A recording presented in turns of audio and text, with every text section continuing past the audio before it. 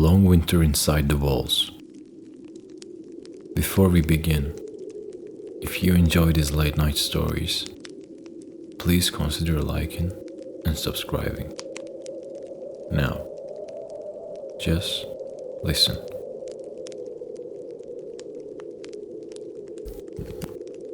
By midwinter, warmth had become a discipline. People no longer thought of fire as something comforting. It was a responsibility, a task that began before sleep and ended only when spring returned. In Brackenford, every household learned the same lesson at different speeds. Heat did not belong to the room where it was made. It wandered, escaped, hid in corners, and vanished when ignored. Stone houses were the worst. They looked strong from the outside, solid and reassuring. But stone drank cold the way cloth drank water. Once chilled, it refused to give warmth back. Fires burned all day in some homes, yet walls remained icy to the touch. People leaned away from them instinctively, clustering instead around the hearth like animals around a scarce resource. In poorer houses, there was only one fire. It burned in the center of the room, open to the rafters above. Smoke rose slowly, sometimes finding its way out through a crude chimney, sometimes lingering long enough to sting eyes and blacken beams. Families learned to live with smoke. It kept insects away. It dried clothes hung too close to the fire. It flavored food whether desired or not. Ash was never wasted. At night, when the fire burned low, ashes were pulled inward and banked carefully, covering glowing embers so they will survive until morning. A careless stir could kill the heat entirely. A careful one meant flame could be coaxed back to life without flint or spark. Children were taught this early. Knowing how to wake a fire was important as knowing how to feed yourself. In homes with more means, fires were smaller but more numerous. A hearth in the main room, a brazier carried into bedchambers before sleep, clay or metal pots filled with embers placed beneath tables where feet gathered. These pots were dangerous. More than one house burned when someone forgot them. More than one person died quietly when smoke filled a room sealed too tightly against the cold. Winter demanded trade-offs. You chose between warmth and air, between firelight and safety, between sleep and vigilance. Clothing became architecture. Men and women padded their garments with extra wool, stitching layers into tunics and dresses until movement itself slowed. Fur-lined cloaks were worn indoors. Hoods stayed up long after doors closed. Even the wealthy wrapped themselves in practical fabrics, saving skills for seasons when the skin did not ache. Hands were hardest to keep warm. Gloves existed, but they were crude.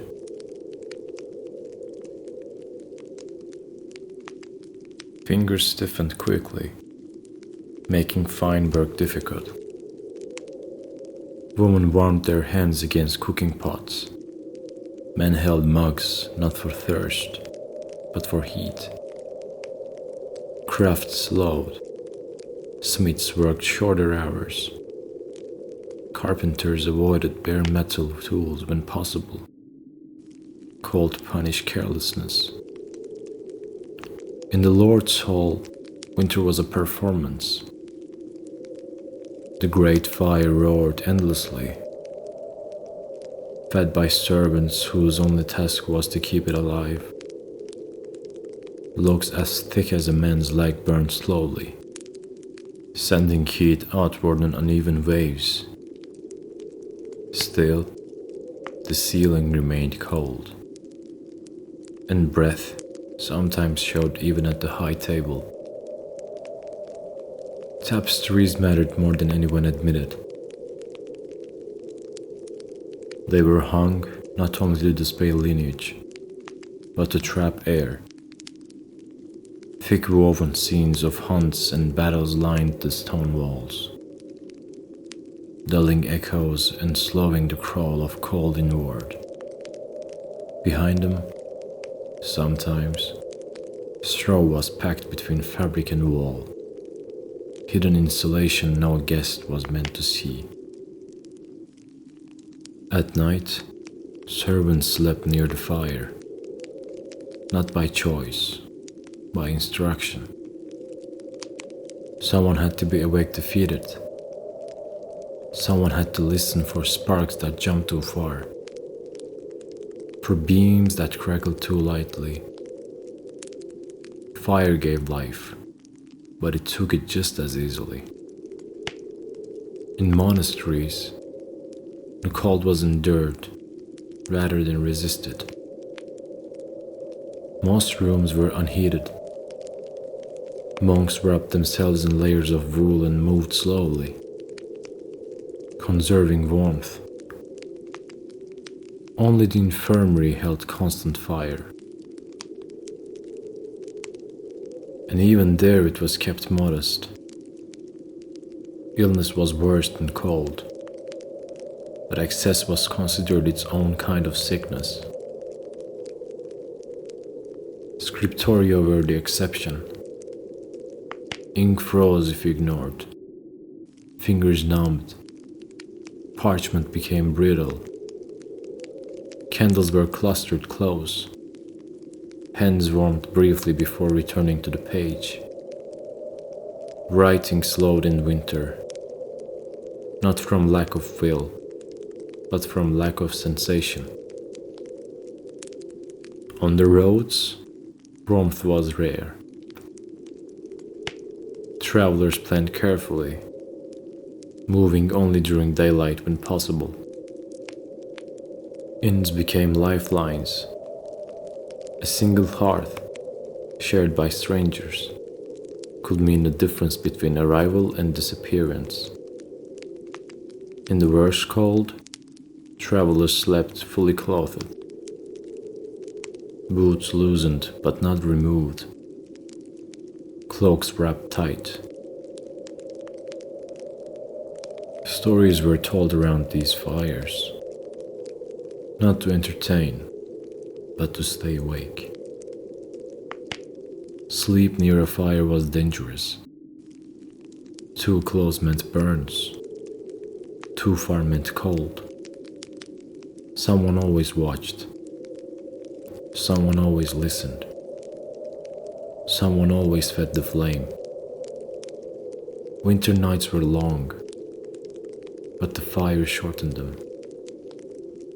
Not by burning brighter, but by giving people something to gather around, something to measure time against, something that reminded them they were not alone inside the walls while the cold waited outside. And always, beneath every flame, the same understanding lived quietly. Winter would outlast carelessness, but it could be endured with patience.